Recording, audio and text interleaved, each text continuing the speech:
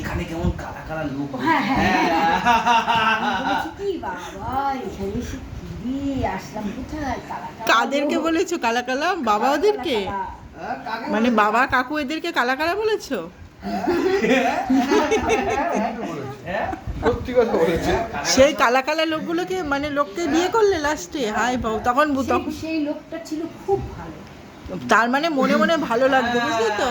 সেই লোকটা ছিল খুবই ভালো। সে কোথায় এখন? কোথায় প্রথম কথা এখন? কোথায় কোথায় গেছে? সে এখন আমি বলতে পারবো না। ও আমি সেটাই জানবো শুনবো এই জন্য আমি না শুধু মজার কথা বলে কালা কালা কেন বলছো প্রথম খুব কথা?